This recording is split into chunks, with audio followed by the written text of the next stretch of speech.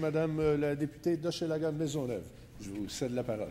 Merci, Monsieur le Président. Alors, ça me fait plaisir de prendre la parole aujourd'hui sur le projet de loi 190, loi modifiant le Code civil, afin de protéger les droits des locataires aînés.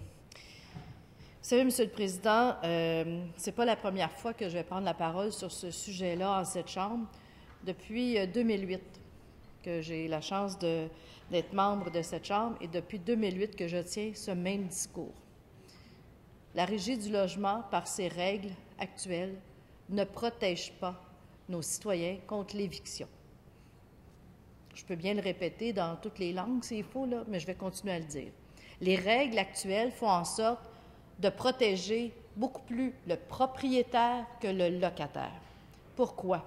Mais je vais vous expliquer ma situation personnelle et vous allez très bien comprendre.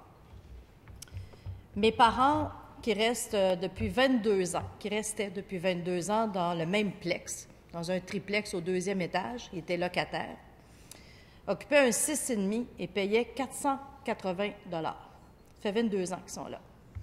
Alors, naturellement, ils ne paient pas cher dans Hochelaga-Maisonneuve. Ils étaient bien. Personne ne les dérangeait.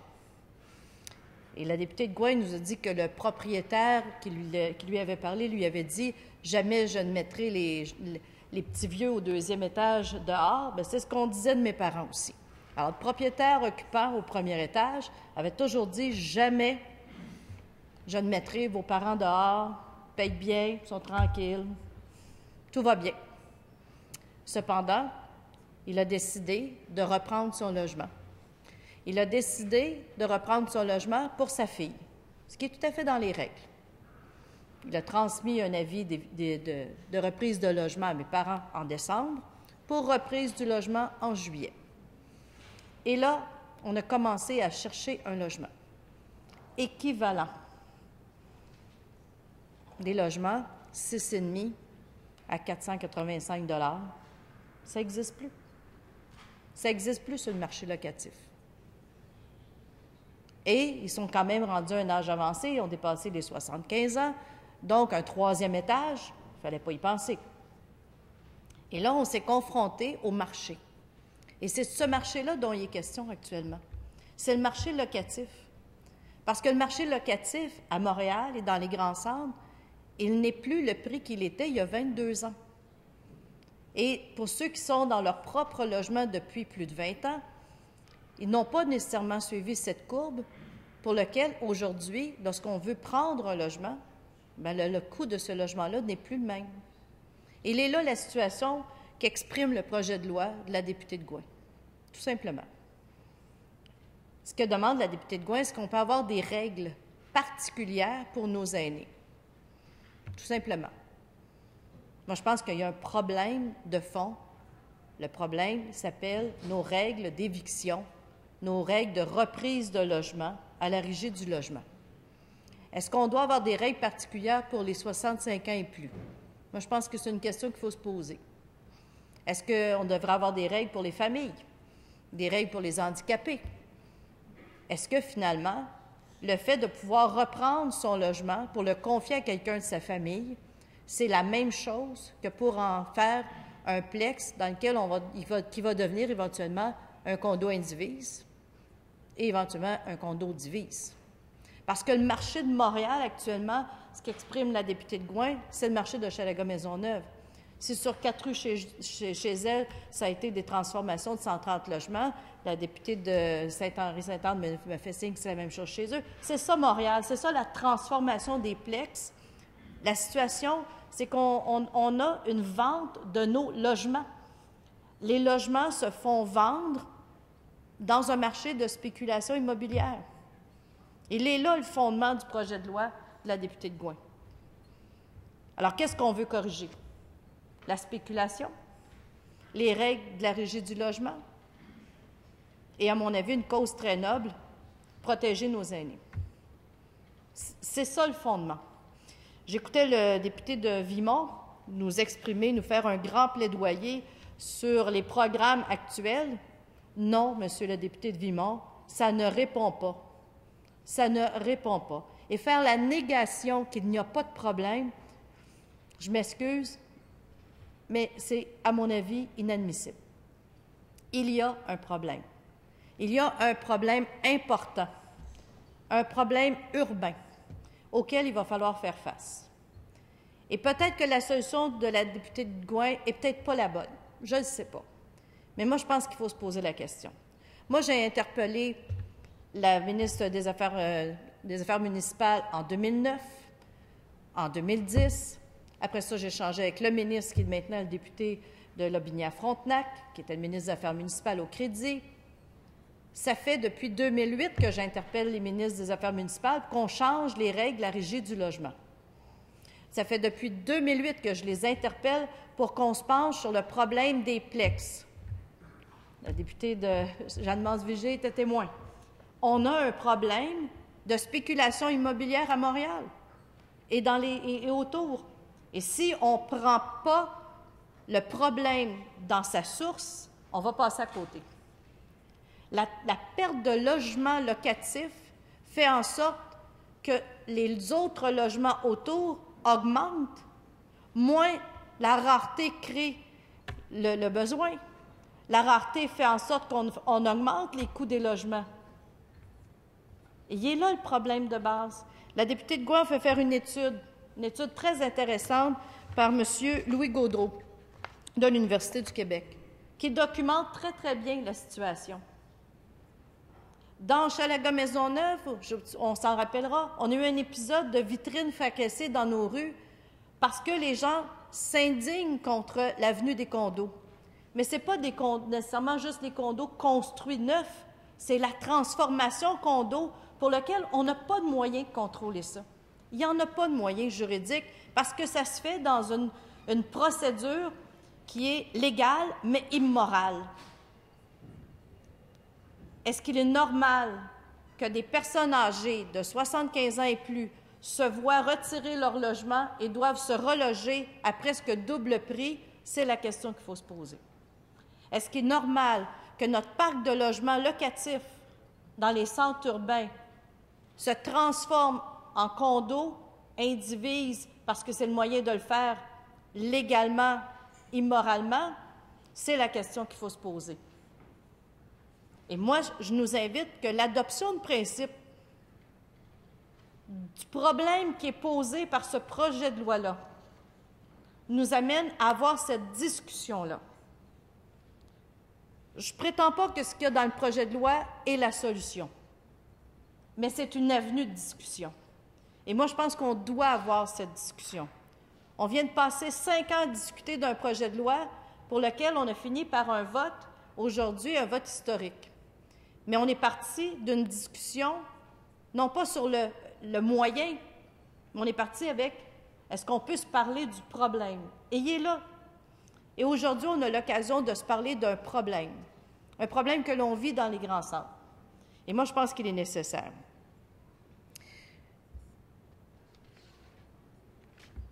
Je me rappellerai et là, 2010-2011, la loi 22. Et là, je fais un clin d'œil à ma collègue de Saint-Henri-Sainte-Anne. En campagne électorale, la députée de Saint-Henri-Sainte-Anne avait fait une annonce. Elle avait fait un engagement électoral que je m'étais réjouie. Je m'étais tout à fait réjouie. J'avais dit, mon Dieu, c'est extraordinaire. Alors, elle avait annoncé la volonté de modifier les règles concernant le fait que lorsqu'on est une personne âgée et qu'on doit aller en centre d'hébergement, eh bien, il fallait payer 3 mois de loyer en même temps qu'on devait payer son centre d'hébergement, ce qui faisait qu'on payait un double loyer. Il y avait quelque chose de problématique dans cette situation-là. La députée de Saint-Henri-Sainte-Anne s'était engagée à dire « Nous allons abolir ». Tout le monde s'en réjouissait. Mais dans les faits, on savait très bien que ça serait difficile. Elle a déposé un projet de loi qui ne répondait pas tout à fait à ça. On a eu une longue discussion en commission parlementaire et on en est arrivé à faire abaisser de 3 mois à 2 mois. Et aujourd'hui, je lis la Corpic qui vient remettre ça en question. C'est une avancée qu'on a faite. C'est des droits aux aînés qu'on a fait cette journée-là. On n'a pas abaissé ça à 0. On a abaissé ça d'1 mois. Et on l'a fait excusez. On l'a fait ensemble parce qu'on y croyait, parce que pour nous, c'était important. Mais c'est ça qu'il faut faire dans ce projet de loi-là. C'est ce genre d'entente, c'est ce genre d'avancement qu'il faut faire. Il faut changer les règles parce qu'il y a un problème. Et je le dis, la solution, pour moi, de la députée de Gouin, peut-être pas la meilleure solution. Elle apporte un problème à laquelle il faut trouver la solution. Et je pense que la volonté de la députée de Gouin, c'est qu'il y ait une discussion. Et moi, j'embarque dans cette discussion-là parce qu'elle elle répond à une situation que l'on vit, là. On peut bien se mettre la tête dans le sable et se dire qu'on a des HLM pour les personnes âgées, mais on n'en construit plus depuis 1992 des HLM. On construit de l'accès logé avec du volet 2 pour les personnes âgées pour lequel on n'a pas assez d'argent à mettre dedans pour avoir du soutien communautaire. Ça, c'est la réalité. Mais ce n'est pas ça le problème. Ce n'est pas ça du tout le problème dans le projet, que le projet de loi 190 nous dit. Le problème, c'est des locataires dans du logement privé. Et il faut y trouver une solution. Il faut y trouver une solution. Un autre aspect du projet de loi, c'est la trêve hivernale. Je trouve ça très intéressant. Très intéressant. Mais je me pose une question. Mais je me pose des questions sur l'application. Est-ce que la trêve hivernale, telle qu'il est écrit là, lorsqu'il y a une personne âgée dans le logement, et non pas que la personne âgée est signataire du bail? Alors là, j'hésite. Parce qu'il peut y avoir effectivement une personne âgée, mais ça veut dire qu'entre le 1er novembre et le mois d'avril, des gens pourraient utiliser ce subterfuge pour ne pas payer. Alors, à toute bonne idée, il y a aussi à regarder de l'autre côté. Mais ça se balise. Il y a des modalités qu'on peut mettre autour de ça. On peut l'encadrer. Mais il y a là quelque chose d'intéressant à dire que dans une optique de protection, et moi, je ne le vois pas seulement pour les personnes âgées, il y a quelque chose d'immoral à mettre quelqu'un dehors le 25 décembre. Et on le voit. On a des jugements de la Régie du logement qui arrivent comme ça. Est-ce que la notion du fait d'avoir une personne de 65 ans et plus dans le logement, qui n'est pas nécessairement le signataire du bail, doit influencer la Régie du logement? Je pense qu'il faut le regarder. Il y a lieu aujourd'hui de regarder un beau mandat à la Régie du logement. Bon, là, on va se parler de la Régie du logement. Plusieurs savent ce que j'en pense. Assez inefficace. C'est tellement long avoir un jugement, et surtout quand on est locataire. Et est-ce qu'on pense que les personnes de 60... Mes parents, là, à 75 ans, là, pensez-vous qu'ils avaient l'énergie d'aller déposer une plainte à la Régie du logement et d'attendre toute la procédure, mais surtout, sans jamais savoir si le motif pour lequel le propriétaire faisait une reprise de logement est vraiment le bon? Je peux bien dire que je vais mettre ma fille à la place du locataire, mais qui va aller vérifier? Qui va vérifier? Ça fait 4 ans que je demande que la Régie puisse avoir un suivi sur les reprises de logement. On m'a toujours répondu toutes sortes d'arguments. Ils ont trop d'ouvrages, ils ont trop de dossiers en attente, ça va coûter trop cher, etc. Mais qui suit les dossiers? On donne un privilège à un propriétaire d'évincer un locataire. On lui donne un privilège, là. Il doit même, dans bien des cas, dédommager la personne, ce qui est correct. Il doit payer son déménagement. C'est lui qui met la personne dehors. Mais en plus, on ne sait même pas si c'est vrai. On ne sait pas si c'est vrai. Qui vérifie? Personne. Personne ne sait si c'est vraiment la fille du propriétaire. Personne ne sait si c'est la mère du propriétaire ou si c'est tout simplement que décider de le relouer au double du coût d'avant. Et ça m'amène à vous parler du registre des loyers. Parce que si on avait un registre des loyers, il ne pourrait pas faire ça, le propriétaire. Parce que comme locataire, j'aurais un endroit où je pourrais aller voir combien le locataire avant moi payait. Et si j'avais un registre des loyers, je pourrais savoir que la personne avant moi payait 485 et je pourrais aller à ce moment-là à la régie faire corriger le bail que je suis en train de signer. Elle est là, la boucle. dans laquelle il faut faire la réflexion sur le projet de loi de la députée de Gouin. Elle est là, cette boucle-là. Alors, vous voyez que la situation qu'apporte la députée de Gouin est une situation beaucoup plus complexe. Et le voir sur l'angle dans lequel elle l'apporte, c'est effectivement un angle intéressant, mais pas assez complet pour moi. Moi, je veux un débat plus large. Je veux un débat dans lequel on va se poser des vraies questions. Il y a depuis longtemps une grande réflexion qui doit être faite sur la Régie du logement, mais je pense que ça devrait nous amener à ça. Ça devrait nous amener à revoir la Régie du logement, revoir ses pouvoirs, revoir les règles et surtout revoir les délais dans lesquels elle traite les citoyens et non pas les règles dans lesquelles elle traite les propriétaires et les locataires. Les deux sont des citoyens. On devrait les traiter de façon égale.